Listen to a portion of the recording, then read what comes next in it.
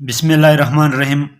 Interview coaching class में आज repeated question of Balochistan public service commission को आगे बढ़ाते हैं।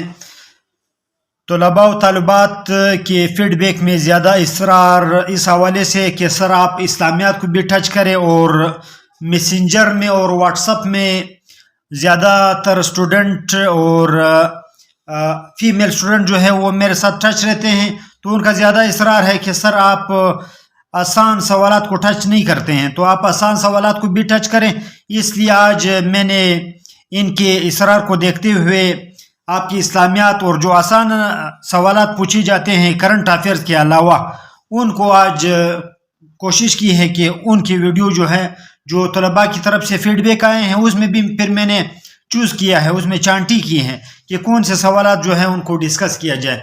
तो सबसे पहले वाक़या ताइफ के हवाले से ज़्यादातर स्टूडेंट ने मुख्तलिफ मैसेंजर में और व्हाट्सएप में आकर मुझे बताया। तो वाक़या ताइफ जब हजूर सल्लल्लाहु अलैहि वसल्लम का सोशल बाइकाट किया गया, नबूवत के 7वें साल सोशल बाइकाट हुआ हजूर सल्लल्लाहु अलैहि वसल्लम का, और ये सोशल बाइकाट 10 नबी तक यानी नबूवत के 10वें साल तक जारी रहा। इसको समाजी मुकातिया या सोशल बाइकाट कहा जाता है, यानी कुरैश की तरफ से रसूलुल्लाह सल्लल्लाहु अलैहि वसल्लम पर और मुसलमानों पर और हजूर सल्लल्लाहु अलैहि वसल्लम की फैमिली पर माशी पाबंदियाँ जो है वो रिस्ट्रिक्शन जो है वो कुरैश मक्का की तरफ से लागू की गई। रिस्ट्रिक्शन या आप इसको इक़्तिसादी समाजी माशरती पाबंदियाँ कह सकते हैं। नबूवत के 10वें साल ये पाबंदियाँ हटा दी गई और ये मुकातिया या सोशल बाइकाट ख़त्म हुआ। तो हजूर सल्लल्लाहु अलैहि वसल्लम ने ताइफ, चूँकि मैं इसको कोशिश करूँगा कि इन तमाम पॉइंट को निहायत तफसीलन जो है ताकि उसमें आपके तमाम जो सवालात है वो आ जाए। वाक़या ताइफ ये है कि सोशल बाइकाट के बाद हजूर सल्लल्लाहु अलैहि वसल्लम ने मक्का के शहर को छोड़कर आसपास की जो आबादियाँ थी, जो सबर्ब्स थे, SUBRABS सबर्ब्स, मुज़ाफ़ात को कहा जाता है, यानी मक्का शहर के मुज़ाफ़ात आसपास जो इलाके थे जहाँ पर आबादियाँ थी, यानी शहर जो हिजाज का इलाका था, हिजाज का इलाका चूँकि शहरी इलाका था तो वहाँ पर ओइसस थी, OASIS। आपसे पूछा जा सकता है ओइसस से क्या मुराद है? ओइसस से मुराद है नखलिस्तान, यानी अरब के सहरा में जो छोटे छोटे शहर होते थे उनको नखलिस्तान कहा जाता था, जहाँ पर पानी और सब्ज़ा मौजूद होता था। जिस तरह मक्का है, हज़रमौत है, मदीना या यसरब था, इसी तरह ताइफ का इलाका, इसी तरह खैबर का इलाका, इनको उस ज़माने में नखलिस्तान या ओएसिस कहा जाता था। अंग्रेज़ी ज़बान में ऑक्सफोर्ड डिक्शनरी में इसके लिए ओएसिस के टर्मिनोलॉजी जो है वो इस्तेमाल की गई है, नखलिस्तान यानी सहरा में नखलिस्तान। तो हजूर सल्लल्लाहु अलैहि वसल्लम ने ताइफ का सफ़र किया। ताइफ के सफ़र में कौन हजूर सल्लल्लाहु अलैहि वसल्लम के साथ था ये भी पूछा गया था। हजूर सल्लल्लाहु अलैहि वसल्लम के आज़ाद करदा गुलाम ज़ैद रज़ियल्लाहु तआला अन्हु, ज़ैद बिन हारिसा रज़ियल्लाहु तआला अन्हु, जिनका जिक्र वाहिद साहबी है, जिनका जिक्र कुरान अज़ीमुल शान में मज़कूर है। ज़ैद बिन हारिसा रज़ियल्लाहु तआला अन्हु हजूर सल्लल्लाहु अलैहि वसल्लम के हमसफ़र थे।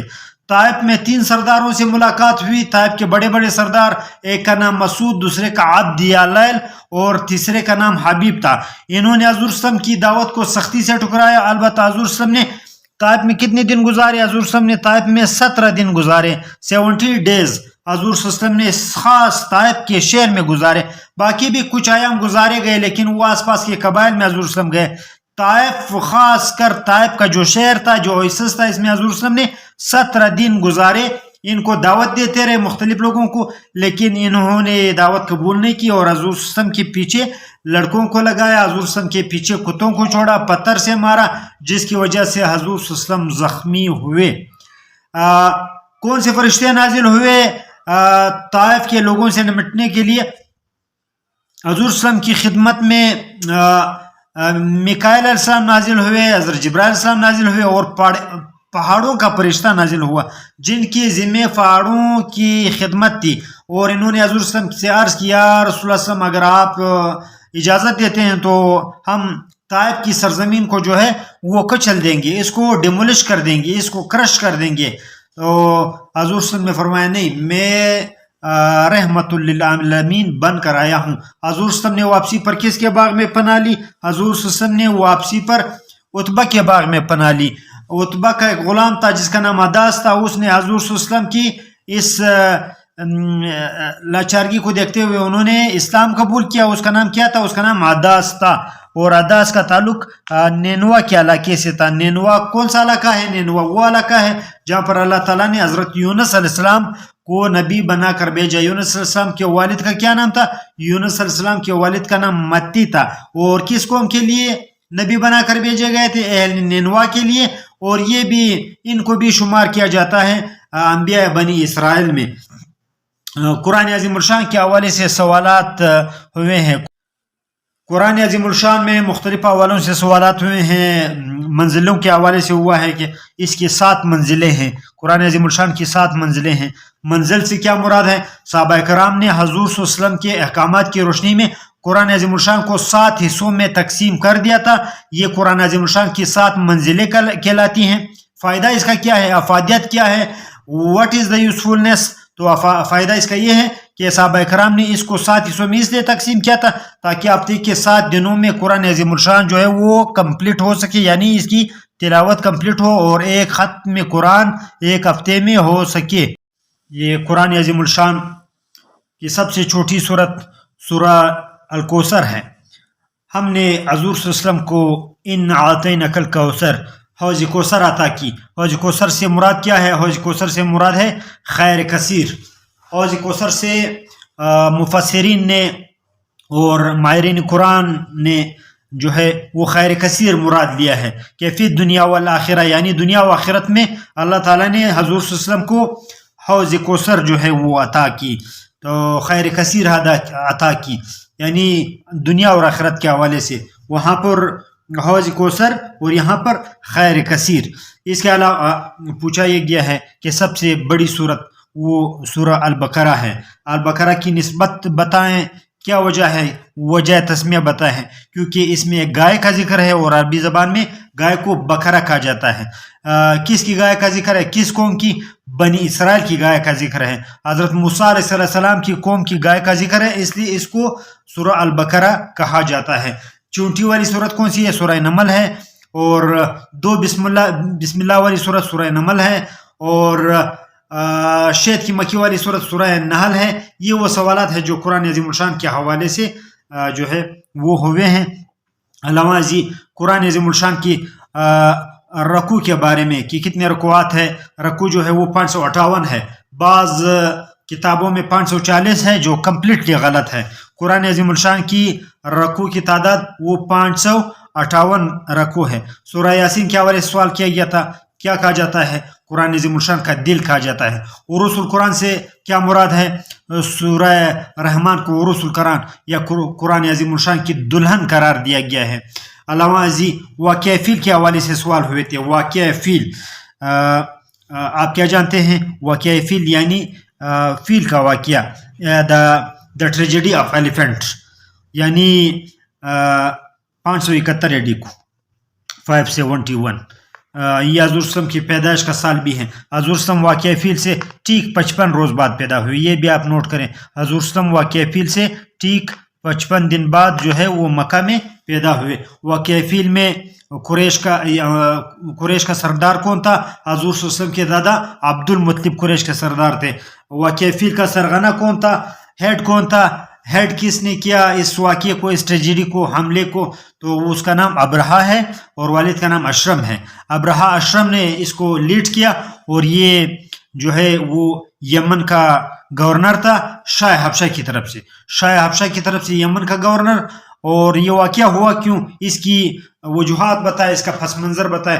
کیونکہ ابرہا نے یمن میں ایک کعبہ قائم کیا تاکہ قریش کے کعبے کو جو ہے وہ زیر دکھایا جائے، قریش کے کعبے کو ختم کر دیا جائے، اس کی عظمت کو ختم کر دیا جائے. تو قریش نے ایک قریشی تاجر نے اس کی بے حرمتی کی، یعنی اس میں کہ کعبے میں غلاظت کی، اس کی بے حرمتی کی. جب ابرہا کو پتہ چلا تو انہوں نے قریش کو سبق سکھانے کے لیے، قریش کے کعبے کو ڈھانے کے لیے مکہ پر حملہ کیا. لیکن اللہ تعالیٰ نے ان پر ابابل بھیجی. ابابل کے حوالے سے سوال پوچھا جا سکتا ہے. ابابل کو کیا کہا جاتا ہے؟ ابابل کو انگریزی زبان میں مارٹن کہا جاتا ہے. MARTINS Martins. What do you know about Martins? یہ وہ چھوٹے چھوٹے پرندے ہیں جو سینٹرل ایشیا میں پائے جاتے ہیں. اللہ تعالیٰ نے ابابل بھیجی اور یہ چھوٹی چھوٹے جو پرندے تھے ان کے 2 پنجوں میں کنکریاں تھیں اور ایک چونچ میں تھی. کتنی کنکریاں ابابل کے پاس تھی؟ 3 کنکریاں تھی. یہ آپ نے بتانا ہے. اور یہ کنکریاں کیا تھی؟ جدید ٹیکنالوجی کے حوالے سے اس کو ہم کیا کہہ سکتے ہیں؟ یہ بھی سوال پوچھا گیا. جدید ٹیکنالوجی کے حوالے سے ہم بتا سکتے ہیں کہ یہ U92 یعنی یورینیم 92 کی کریکٹرسٹک اس میں تھی. وجہ کیا تھی کہ اس میں الٹرا وائلٹ ریڈیشنز تھی. جو بھی کنکری کسی کو لگ جاتی تو وہ شخص جو ہے وہ بالکل بوسا وہ ریزہ ریزہ ہو جاتا اور بدن تو اس کا سالم رہتا لیکن اس کی روح جو ہے وہ نکل جاتی اور وہ اس کا جو تمام بدن ہوتا تھا کسی بھی فوجی کا وہ جو ہے وہ گل سڑ جاتا تھا. یعنی یورینیم 92 کی خواص جدید ٹیکنالوجی کے روح سے اس میں پائی جاتی تھی. یہ واقعہ فیل ہے اور ان کے ساتھ ایک بہت بڑا ہاتھی تھا جس کو عربی زبان میں فیل کہا جاتا ہے، اس لیے اس کا نام واقعہ فیل پڑ گیا. اور اس فیل کو کیا نام دیا گیا تھا؟ ابراہم نے اس فیل کا نام کیا رکھا تھا؟ محمود رکھا تھا.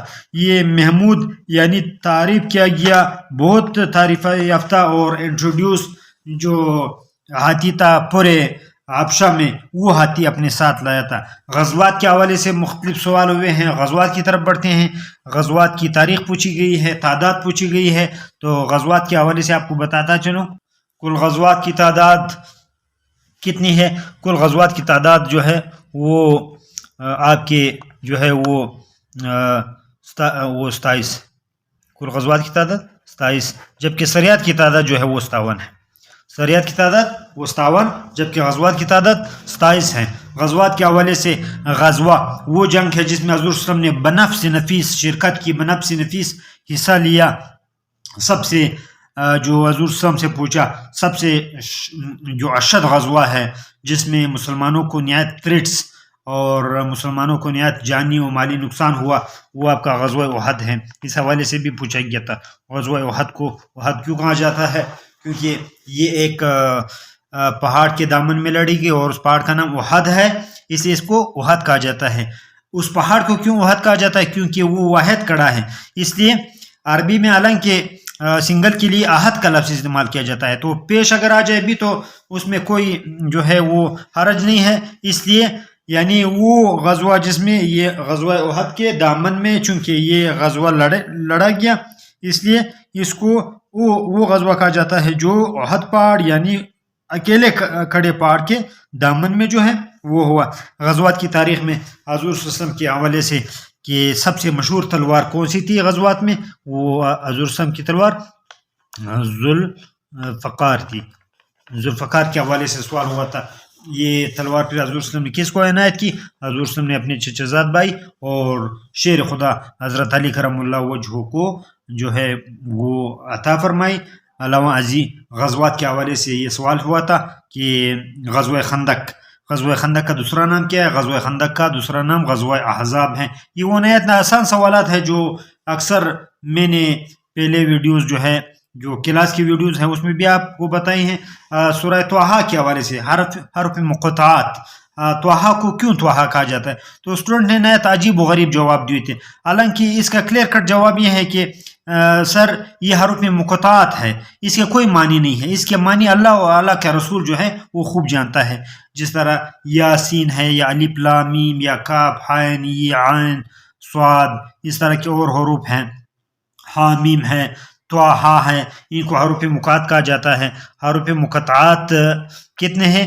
حروف مقطعات کل جو ہے وہ 14 ہے. یہ کتنے صورتوں کے شروع میں آئے ہیں؟ یہ 29 صورتوں کے شروع میں جو ہے وہ آتے ہیں. حروف مقطعات کل 14 ہے، یہ 29 صورتوں کی شروع میں آتے ہیں. حروف مقطعات کے کیا معنی ہیں؟ حروف مقطعات کے معنی ہیں کہ قرآن عظیم الشان کی بعض صورتوں کی شروع میں اس طرح کے حروف وارد ہوئے ہیں جن کے معنی اللہ اور اللہ کا رسول بہتر جانتے ہیں. اور اس میں چاہے آپ سے طٰہٰ کے حوالے سے سوال پوچھے یا یاسین کے حوالے سے یا حامیم کے حوالے سے یا الف لام میم کے حوالے سے تو آپ نے حروف مقطعات کے حوالے سے یہ بتانا ہے. فرشتوں کے حوالے سے کہ فرشتوں کو ہم یہ سوال ہوا تھا کہ فرشتے جو ہے فرشتے کیا ہے؟ فرشتوں کو آپ کس طرح ڈسکرائب کر سکتے ہیں؟ تو آپ نے بتانا یہ ہے کہ سر یہ چونکہ دنیاوی لحاظ سے یہاں پر ہم ان چیزوں کو پرکھ سکتے ہیں، سمجھ سکتے ہیں، ڈسکس کر سکتے ہیں جن کو فزکس کی تعریف پر جو پورے اترتے ہوں، یعنی جو وزن رکھتے ہو یا ٹیسٹ رکھتے ہو یا جگہ گرتے ہو یا ان کی کوئی بو وغیرہ ہو، یعنی آپ کے جو فزکس سے جو 4 جو بیسک آپ کے درجے ہیں، یعنی اس میں جو ہے ٹھوس، مادہ، گیس، پلازما، لیکن یہ ان سے مبرہ ہے۔ فرشتے کیا ہیں؟ فرشتے ان چیزوں سے مبرہ ہیں اور یہ تعلق رکھتے ہیں میٹا فزکس کے حوالے سے۔ Metaphysics, metaphysics, what do you know about metaphysics? یہ بھی سوال پوچھا گیا تھا۔ میٹا فزکس کو اردو زبان میں ما بعد الطبیعات، ما بعد الطبیعات، یعنی طبیعت یا فزکس سے جو اوپر والی چیزیں ہیں، جن کو طبیعت یا فزکس جو ہے وہ ڈسکرائب نہیں کر سکتی، ان کو نہیں پرکھ سکتی، ان کی جانچ پہچان نہیں کر سکتی، ان کو میٹا فزکس کہا جاتا ہے۔ مثلا نور ہے، نور کو، اور نار ہے، یعنی مخلوقات جو ہے وہ 3 قسم کی ہیں، ایک نوری ہے، ایک ناری ہے، ایک خاکی ہے۔ خاکی جتنی بھی مخلوقات ہے اس کو فزکس پرکھ سکتی ہے، جس طرح انسان، حیوان، شجر، حجر وغیرہ جو ہے، اور اس کے علاوہ جو ناری مخلوق ہے جس طرح شیاطین ہیں، یا نوری مخلوق ہیں جس طرح کے فرشتے ہیں، ان کی تعریف کرنے کے لیے آپ کو میٹا فزکس سے رجوع کرنا پڑے گا۔ فرشتوں کے حوالے سے کچھ سوالات ہوئے ہیں، ان کے ڈیوٹیز کے حوالے سے آپ کو مختصراً بتاتا چلوں کہ فرشتوں کے حوالے سے سب سے جو بڑا کام ہے پیغمبروں تک پیغام پہنچانا، حضرت جبرائیل امین کی ڈیوٹی ہے، بارش برسانا اور روزی تقسیم کرنا تمام انسانوں میں، حضرت میکائیل علیہ السلام کی ڈیوٹی ہے، حضرت اسرافیل علیہ السلام قیامت کے دن سور پھونکنا، یہ ڈیوٹی دی گئی ہے، جبکہ حضرت اسرائیل صلی اللہ علیہ وسلم کو تمام زیرو حاشیہ کی جو روح ہیں اس کو قبض کرنے کی ذمہ داری دی گئی ہے۔ اس کے علاوہ جو ہے کرام کاتبین ہے، جو ہر شخص کے ساتھ کندھوں پر 2 فرشتے جو ہیں، اور یہ 4 فرشتے ہیں۔ کرام کاتبین کے حوالے سے سوال ہوتا ہے یہ 2 ہے یا 4 ہے؟ نہیں، یہ 4 ہے، کیونکہ 2 کی ڈیوٹی جو ہے وہ ٹائمنگ کے حوالے سے دن اور رات کی ڈیوٹی ہے، یعنی عصر کے وقت یہ جو ہے عصر کے وقت ان کی ڈیوٹی جو ہے وہ تبدیل ہوتی ہے، اس لیے عصر کی نماز کو صلاۃ وسطیٰ بھی کہا جاتا ہے۔ صلاۃ وسطیٰ کے حوالے سے کمیشن میں سوال ہوا تھا، اس مرتبہ نہیں ہوا تھا، یہ پہلے ایک انٹرویو میں ہوتا صلاۃ وسطیٰ سے کیا ہوں۔ صلاۃ وسطیٰ اللہ تعالیٰ نے قرآن عظیم الشان میں عصر کی نماز کو صلاۃ وسطیٰ کہا ہے کہ مسلمانوں کو نماز کا خیال رکھنا چاہیے، خصوصی صلاۃ وسطیٰ کا، کیونکہ علماء فرماتے ہیں کہ اس وقت فرشتے چینج ہوتے ہیں۔ اگر بندہ عصر کی نماز پڑھ رہا ہو تو اس وقت جو آنے والے فرشتے ہیں، جانے والے، یہ دونوں جو ہے وہ یہ عمل لکھتے ہیں، اس لیے فرشتوں کی یہ ڈیوٹی ہے کرامن کاتبین کی، نیکیاں اور برائیاں لکھتے ہیں، اور ہر انسان کے ساتھ 4 ہیں، 2 کی ڈیوٹی صبح اور 2 کی ڈیوٹی شام کے حوالے سے ہیں، تو یہ فرشتوں کی ڈیوٹیاں ہوئی۔ علامہ ازی ہاروت ماروت کے حوالے سے سوال ہوا تھا، یہ وہ فرشتے تھے جو سلیمان علیہ السلام کے دور میں اتارے گئے اور چاہے بابل میں قید کر دیے گئے، بابل عراق کا پرانا نام ہے۔ اشرم بشک کے حوالے سے سوال ہوا، یہ وہ صحابہ کرام ہیں جو حضور صلی اللہ علیہ وسلم کے ساتھ نماز پڑھ رہے تھے، تحویل قبلہ کا حکم ہوا، 10 صحابہ کرام کو اس موقع پر حضور صلی اللہ علیہ وسلم نے جنت کی بشارت سنائی، اور یہ ان صحابہ کرام کو اشرم مبشرہ کہا جاتا ہے۔ ان میں 4 خلفائے راشدین اور حضرت طلحہ و زبیر رضی اللہ تعالی عنہما، اور علاوہ سعد بن ابی وقاص، ابو عبیدہ بن جراح رضی اللہ عنہ، حضرت سعید بن زید رضی اللہ تعالیٰ عنہ، اور اس طرح حضرت عبد الرحمن بن عوف رضی اللہ عنہ، یہ اشرف مبشرہ صحابہ ہے۔ سر رابرٹ سنڈیمن کے حوالے سے یہ نیا ٹیکنیکل سوال ہے کہ فاتح بلوچستان، انگریزوں نے کس انگریز کو فاتح بلوچستان کہا؟ چونکہ ان کے نزدیک جو ہے وہ اپنا انگریز جو ہے وہ فاتح بلوچستان ہے، تو سر رابرٹ سنڈیمن اس کو فاتح بلوچستان کہا جاتا ہے۔ یہ اس کا سفر جو ہے وہ 1870 اور 80 اس دہائی میں شروع ہوا۔ کہاں سے شروع ہوا؟ پنجاب سے شروع ہوا، اور یہ ڈیر غازی خان سے ڈی جی خان سے جو ہے وہ بلوچستان میں انٹر ہوا، اور کولو بارکن اس علاقے کو ڈیر بگٹی کو فتح کرتے ہوئے یہ لورالائی آیا، تل چوٹیالی کو اپنا مرکز بنایا، اس کے بعد ژوب کو اپنا مرکز بنایا، اور ژوب کا نام بھی جو ہے وہ فورٹ سنڈیمن ہے۔ یہاں پر ژوب میں ایک بہت بڑا قلعہ جو ہے ایک پہاڑی پر تعمیر کیا گیا ہے جس کو فورٹ سنڈیمن کہا جاتا ہے، اور زوب کا پرانا نام بھی فورٹ سنڈیمن تھا۔ یہ کب چینج ہوا؟ ذوالفقار علی بھٹو نے اس کا نام چینج کر کے زوب سے وہ فورٹ سنڈیمن اس کا نام چینج کر کے زوب رکھا۔ اور اس کے مزار کے حوالے سے سوال ہوا تھا کہ اس کا مزار کہاں واقع ہے سر رابرٹ سنڈیمن کا؟ رابرٹ سنڈیمن کا مزار جو ہے یا اس کا جو قبر ہے وہ کہاں پر ہے؟ وہ لسبیلا میں ہے، وہ بلوچستان کے شہر لسبیلا میں جو جام کا علاقہ ہے، جام یوسف اور جام کمال وغیرہ کا علاقہ ہے، جام میر غلام قادر، یہ تینوں وزیر اعلیٰ رہے ہیں۔ یہ بھی آپ سے پوچھا جا سکتا ہے کہ بلوچستان کے وہ کون سے 3 نسل ہے جن کا دادا، جن کا باپ اور خود بھی وزیر اعلیٰ رہے؟ تو جام میر غلام قادر، جام یوسف اور جام کمال ہیں، اور یہ جام فیملی سے تعلق رکھتے ہیں کہ ہم پاکستان سے پہلے یہ لسبیلا کے چیف تھے، اور جو 4 بڑے بڑے خاندان ہیں بلوچوں کے جو خانقلات کے انڈر جو ہے کام کرتے تھے، اور وہ بھی خان تھے علاقوں کے، تو لسبیلا کے جو جام تھے یا چیف آف جلاوان تھے یا زیری تھے، اور اسی طرح یہ بھی جو تھے وہ چیف تھے۔ بدر کے حوالے سے کافی سوالات ہوئے ہیں، اس کو غزوات میں بھی میں نے ٹچ کیا، لیکن یہاں پر بدر کے کنویں کے حوالے سے کہ اس کا فاصلہ مکہ سے مدینہ سے کتنے کلومیٹر؟ یہ جو ہے 80 مائل ہے۔ 80 مائل کے فاصلے پر بدر کا کنواں موجود تھا۔ یہاں پر اللہ تعالیٰ نے مسلمانوں کی نصرت فرمائی کہ کس ذریعے سے اللہ تعالیٰ نے نصرت کی؟ اللہ تعالیٰ نے نصرت کی فرشتوں کے ذریعے، فرشتے اتارے گئے۔ فرشتوں کا ذکر کس صورت میں موجود ہے؟ سورہ انفال میں اللہ تعالیٰ فرماتے ہیں کہ ہم نے فرشتوں کے ذریعے مسلمانوں کی نصرت کی۔ غزوہ احد کے حوالے سے سوال ہے کہ احد میں حضور صلی اللہ علیہ وسلم کس کے وار سے؟ حضور صلی اللہ علیہ وسلم کے دانت جو ہے وہ ٹوٹ گئے۔ ابن کمیہ کے وار سے حضور صلی اللہ علیہ وسلم کے دانت مبارک جو ہیں وہ ٹوٹ گئے۔ علامہ عزیز حضور صلی اللہ علیہ وسلم کا سر مبارک بھی زخمی ہوا۔ کس چیز سے زخمی ہوا؟ خود کی وجہ سے زخمی ہوا۔ خود کے حوالے سے پوچھا گیا تھا خود کے بارے میں آپ کیا جانتے ہیں؟ یہ ایک جنگی ٹوپی ہے، اور جدید دور میں آپ اس کو ہیلمٹ کہہ سکتے ہیں، یعنی تلوار کے وار سے بچنے کے لیے ایک ٹوپی استعمال کی جاتی ہے جس کو خود کہا جاتا ہے۔ اور حضور صلی اللہ علیہ وسلم یہ خود پہنے ہوئے تھے کہ ایک کافر نے وار کیا۔ کس نے وار کیا؟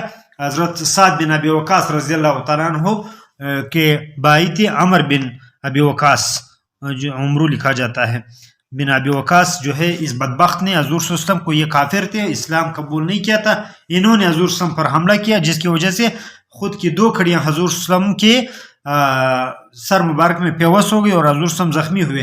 خود کی یہ کڑیاں کس نے نکالی؟ اس بندے کے، اس صحابی کے بھی دانت ٹوٹ گئے۔ یہ بھی سوال ہوا تھا، وہ حضرت عبد الرحمن بن عوف نے نکالے، جس کی وجہ سے حضرت عبد الرحمن بن عوف رضی اللہ عنہ کے دانت بھی ٹوٹ گئے۔ اس واقعے کے حوالے سے کہ ایک تابعی جو ہے لیکن صحابی ہے، حضور صلی اللہ علیہ وسلم کو نہیں دیکھا ہے، یہ بھی سوال ہے۔ حضور صلی اللہ علیہ وسلم کو دیکھا نہیں ہے لیکن اس کو صحابی کا اعزاز دیا گیا ہے۔ وہ کون ہے؟ وہ اویس قرنی رضی اللہ تعالیٰ عنہ، وہ قبیلہ قرن سے ان کا تعلق ہے۔ اویس قرنی یہ وہ صحابی ہے جن کی حضور صلی اللہ علیہ وسلم سے ملاقات بھی نہیں ہوئی، لیکن حضور صلی اللہ علیہ وسلم نے ان کو صحابہ کے جو ہے وہ کاتے میں جو ہے رکھا، صحابی کا اعزاز جو ہے عطا فرمایا حضور صلی اللہ علیہ وسلم نے، اس لیے ان کو صحابی کہا جاتا ہے۔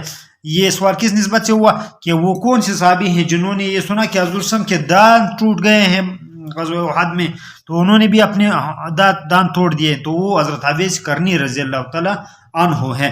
عرب کے بتوں کے حوالے سے سوال ہوا تھا، سب سے مشہور بت کون سے تھے؟ لات، منات، عزا اور حبل جو ہے وہ عرب کے مشہور بت تھے۔ حبل کہاں پر نصب تھا، کہاں پر فکس کیا گیا تھا؟ یہ کعبے کے چھت پر نصب کیا گیا تھا، جبکہ باقی جو تھے وہ مختلف، بعض کو طائف میں، بعض کو حضرموت میں اور بعض کو نخلا میں جو ہے وہ فکس کیا گیا تھا، اور لوگ جا کر اس سے مرادیں مانگتے تھے۔ فتح مکہ کے بعد کس نے ان بتوں کو توڑا؟ یہ سوال کیا گیا تھا کہ حضور صلی اللہ علیہ وسلم نے کس کو بھجوایا؟ حضور صلی اللہ علیہ وسلم نے حضرت خالد بن ولید کو بھجوایا، اور انہوں نے یہ تمام بت جو ہے وہ توڑ دیے۔ بتوں کے حوالے سے کہ حضور صلی اللہ علیہ وسلم جب فتح مکہ کے موقع پر 360 بت گرا رہے تھے بیت اللہ سے، تو کون سی آیات پڑھ رہے تھے؟ تو حضور صلی اللہ علیہ وسلم یہ آیات پڑھ رہے تھے، قل جاء الحق وزحق الباطل ان الباطل کان زہوقا۔ اس کے کیا معنی ہے یہ پوچھا گیا تھا اس کے معنی یہ ہے کہ حق آ گیا اور باطل مٹ گیا، یقیناً باطل مٹنے ہی والا ہے۔ تو یہ بتوں کے حوالے سے سوال تھا، مغل کے حوالے سے سوال ہوا تھا۔ مغل کون ہے؟ مغل اصل میں ان کا نام منگول ہے، یہ منگولیا کے رہنے والے ہیں۔ یہ کون ہے؟ یہ منگولیا سے ان کا تعلق ہے، اس لیے ان کو مغل کہا گیا۔ یہ کہاں سے آئے؟ یہ برستہ افغانستان جو ہے وہ انہوں نے افغانستان کے راستے کو استعمال کرتے ہوئے دریائے کابل پار کی اور یہاں پر ہندوستان پر حملہ ور ہوئے، اور یہاں پر انہوں نے سب سے پہلے 1526 میں جو ہے وہ ظہیر الدین بابر نے 1526 میں ظہیر الدین بابر نے یہاں پر مغل ڈائنسٹی کی بنیاد رکھی، اور مغل حکمران یہاں پر تقریباً 250 سال تک جو ہے وہ سیاہ و سفید کے مالک بنے رہے۔ علاوہ ازیں مغلوں کے حوالے سے یہ سوال کیا گیا تھا کہ مغل دور یا پیریڈ یا ڈائنسٹی میں کس کو جو ہے وہ انجینئر بادشاہ کہا جاتا ہے؟ تو شاہ جہاں جو ہے اس کو انجینئر بادشاہ کہا جاتا ہے، کیونکہ اس نے کافی تعمیرات کی، اور سب سے بڑی جو تعمیر ہے جس کو 7 ونڈرز آف دا ورلڈ میں شامل کیا گیا ہے، تاج محل، وہ بھی انہوں نے بنایا۔ تو آج کے آپ کے اس کوچنگ کلاس میں بس اتنا ہی۔ آپ کو بتاتا چلوں کہ یہ وہ سوالات تھے جو طلباء اور طالبات کے اصرار پر، ان کے فیڈ بیک پر میں تو نہیں چاہ رہا تھا، میں چاہتا ہوں کہ آپ کو ان سوالات سے آگاہ کروں جو مشکل ہے اور جو کرنٹ افیئر کے حوالے سے ہیں، لیکن طلباء کی اصرار تھا کہ سر آپ اسلامیات کو بھی ٹچ دے دیں، اور انہوں نے میسنجر اور واٹس ایپ کے ذریعے یہ سوالات بھی بھجوائے تھے، کچھ فیڈ بیک میرے دیگر ذرائع سے بھی یہ تھی۔ تو آخر میں بتاتا چلوں کہ چینل کو سبسکرائب کریں اور سائٹ پر دیا ہوا آئیکن کا بٹن دبانا نہ بھولیں، تاکہ ہر نئے آنے والی ویڈیو سے آپ بر وقت مطلع ہو، اس میسج کے ساتھ کہ good luck for your coming interview.